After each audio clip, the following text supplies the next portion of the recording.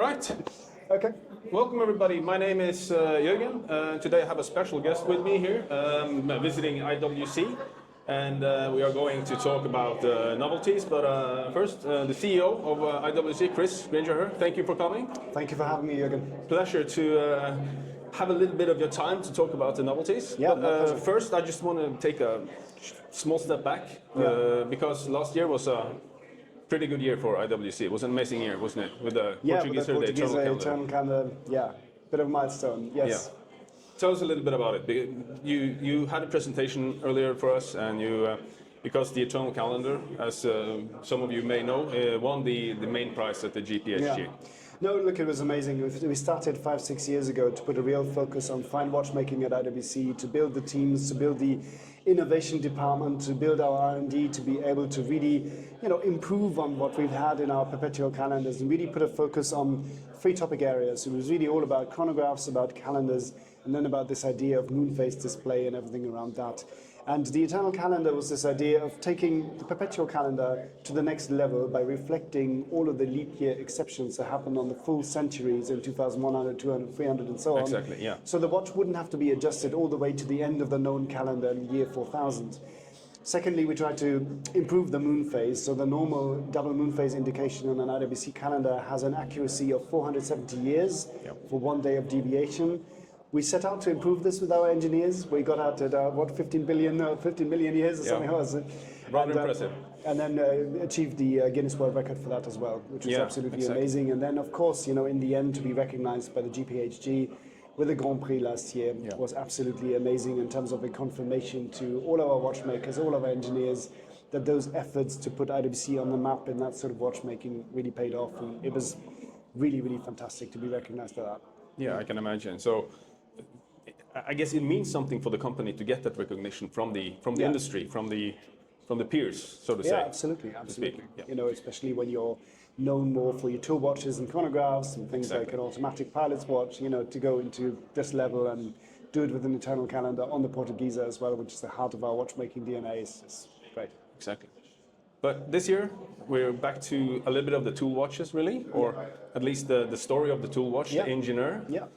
Which came back, so to speak, 2 years ago when you reintroduced the Genta design from the original.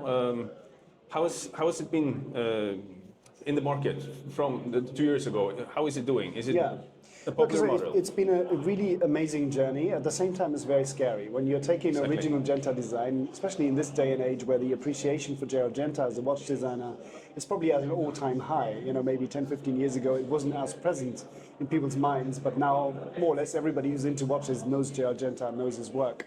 Absolutely. And we had one of the original Genta sports designs. There's 3 big sports watch designs that Genta launched in 1975 and 1976.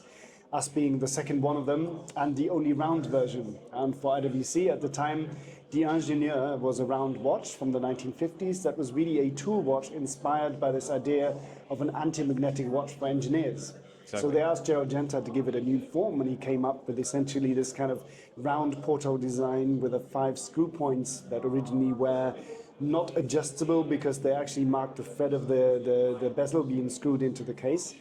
And then this design has really not developed much since then. So while some of the competitors have had 50 years of design development and awareness building, we came back now in the 2020s and said, okay, let's reincarnate the Ingenieur after bringing it out of sort of the cryo chamber of watch design. Exactly. And try and bring it to the modern day.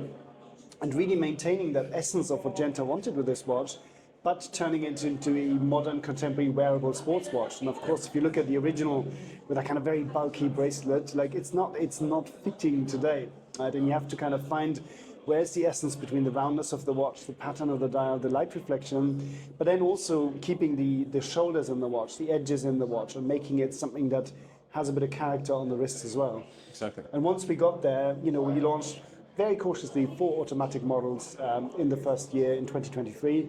And now really it's time to extend that Ingenieur collection and introduce different sizes, materials including pressures, and of course complications as well. And that is the collection we're launching at Watches and Models. Exactly, because that's the 3 headlines really. Yeah. Sizes, complications, and materials. Yeah. And what we have here is a part of the collection. There's quite a few new references. Yeah. We can start with the smaller one. Yeah. Tell us a little bit. This is, of course, I know proportions are really important to you. Yeah.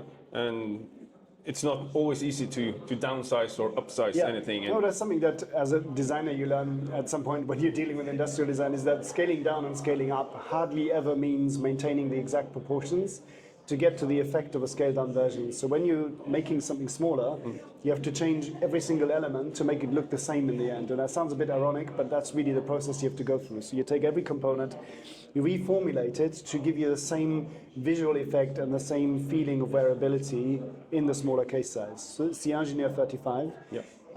It's a faithful reinterpretation of the Ingenieur 40 in 35 millimeters. You have all of the functionality of the screw-in bezel, the screw-in case back, exactly, as per the original Ingenieur 40. We then made some changes in terms of the bezel presence. We made some changes in terms of the polishing of the center links, just to make sure that smaller watch still gives you that same presence on the wrist as the automatic 40 model.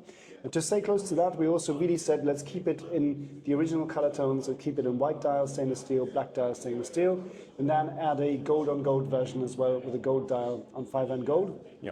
Just to make this really quite close to the Ingenieur 40 and make it really also, totally wearable for men, totally wearable for ladies, as a smaller version of the Ingenieur. Absolutely, because the size, it might sound small for some, but in gold, it really has a presence on the wrist, both visually and when you feel it on your own wrist. Because this is the 40 millimeter in gold, and it's completely changes the watch, the way it looks. Yes, it changes the watch how it looks, but it also maintains a bit of Ingenieur understatement, despite it being full gold. And again, it's not easy to achieve, because when you do a full gold watch, it's very easy to make it really shine in the end. Exactly. Yeah. This one, we try to be very careful on the finishing. There's very selective polishing on this watch, quite a lot of brushing accents, keeping that deep black dial to overall still have quite an understated overall effect from the watch. Yeah, and absolutely gorgeous watch. Yeah. And with first gold watch I'm going to be wearing. Yeah, literally. It is. Yeah.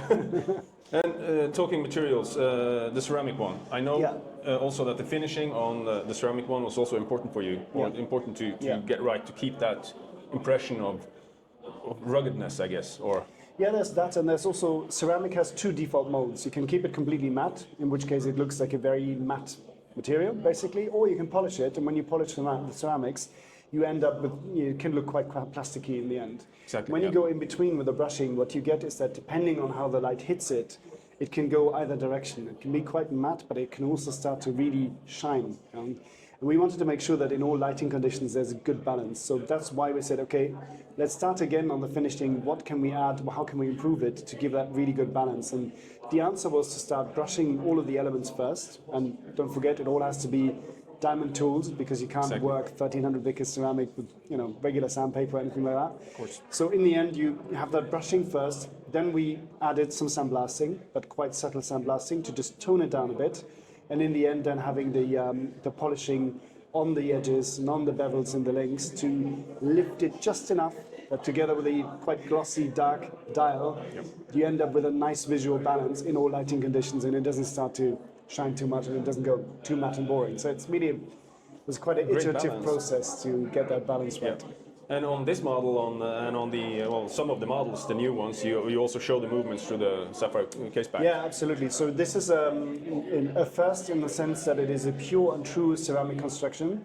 You have the front and back sapphire glass directly pressed into the ceramic, and then you have the ceramic case back and the ceramic bezel screwed into the center into one connecting titanium element that squeezes those two elements into the center case, and that center case ring delivering the gasket waterproofing to 100 meters 10 bar, despite there not being any metal involved, and just being ceramic on ceramic. Yeah. And that's something, the pressure you need to get that waterproof and at the same time not breaking ceramic, that's where the tricky, I know. Interesting part starts. And also complications. Yeah. Because this year we have a steel perpetual calendar. Yeah. Blue dial. Beautiful watch. Yes. Absolutely gorgeous watch, and also see-through case back. Where does it fit in the category or in the collection this of is really in engineers? between. Well, for the Ingenieurs, of course, in terms of complications, it's the top end of the current lineup. When you look at our overall collection, it sits between a Pilot's perpetual calendar and a Portuguese perpetual calendar in precious metal. We made it steel deliberately to have that rugged nature of the sports watch, very present in the Ingenieur. And then it's also the flattest integrated bracelet perpetual calendar that we've done. So at 13.5 mil, we really spent a lot of time in minimizing the height of the watch, making sure that at 41 millimeters diameter, it still retains a wearability whilst giving all of the benefits of perpetual calendar.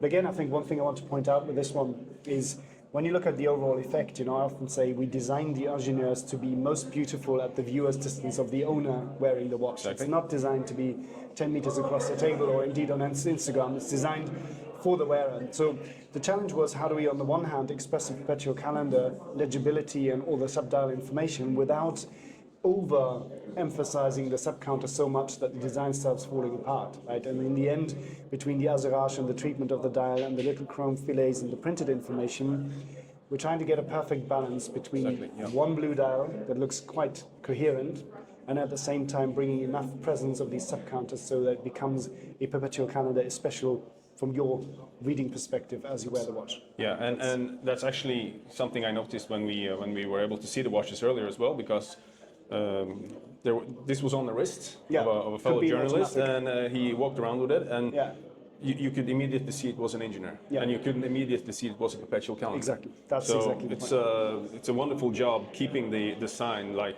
true to its to the simpler version. Yeah. Then we have this one, and this is a green dial with gold accents, but it's also kind of connected with a movie coming out later this year. The missing link between the Ingenieur and the Formula One movie. Yeah, sure. Yeah, which is exciting, both the movie and the watch. Tell us a little bit about it. Yeah, so the F1 movie is a very, very unique project that has been really created by Bruckheimer Productions, Jerry Bruckheimer, and Joe Kosinski as a very talented director, as you know, from Top Gun Maverick, and somebody who's really into creating real handcrafted movies that are actually fully played out and that don't primarily rely on CGI and visual effects and green screen, but who really were, in this case, the actors were in Formula 2 cars that were rebodied to be Formula 1 cars, inserted into the real life action of Formula 1. So you can imagine, like, when they were doing racing scenes, when they were doing scenes on the grid, they were shot in front of the live audience, completely public, in front of the Formula 1 audience at a Grand Prix in 8 minutes. Yep. So an incredible complexity in terms of delivering that sort of production. And it tells a story of a fictional Formula 1 team called Apex Grand Prix being inserted into all of the known real-life Formula 1 teams across 2 regular seasons of Formula 1. Exactly. So you'll have a fictitious storyline in drama playing out inside the actual Formula 1 circus. And the main driver of the Apex GP team is Sonny Hayes, played by Brad Pitt. And Sonny Hayes has an heirloom watch in this movie, which is an original Ingenieur Jumbo 1832 from 1976, finished in this unique color, which we call Racing Sage, which is the signature color of the racing dynasty of the Hayes family, as it were. And we created a faithful recreation of a dial that fitted into an original Ingenieur 1832. And then to celebrate and mark that moment, we used that color together with our partner Cloister Watch Company, it's a customizer in New York, to create an Ingenieur Automatic 40 limited to 1,000 pieces in that racing sage color with the gold accents. So very nice link between the Ingenieur family. Very nice link. And really looking forward to seeing the movie as well. It looks fantastic based on the trailers. Yes, it does. And that's the highlights, the key points from the Ingenieur collection. I know that you have exciting things coming for the F1 as well. A little bit later. Yeah. A little bit later. And thank you for taking the time. Just on a closing note, being Norwegian and having a Norwegian audience as well, I know you just visited Norway and the new boutique over there. Yeah, not just that. We're back for our summer holidays with the family as well this year, so very excited. Love Norway. The first impressions amazing. And Oslo, of course, now great to be working with our partners in Oslo to open our first boutique in Norway, which you'll find in the Bjerke House. in Norway, and it's a stunning development. You know, the family have done a great job connecting these various buildings on the corner. You know, absolutely, putting glass roofs over it, and it just becomes like a next level experience world for watch lovers. You know, they also have an extremely successful podcast, I hear, you know, which I can't follow because it's in Norwegian, but it is. It seems to have a great following as well, and we're just obviously very excited to have a home for all people enjoying IWC watches in Oslo now, and do make sure you come give us a visit.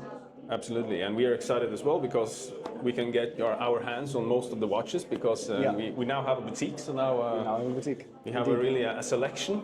I know you have a lot of things on your schedule. Thank you so much for taking the time, Chris. Thank you, Jürgen. Pleasure to talk to you. Pleasure.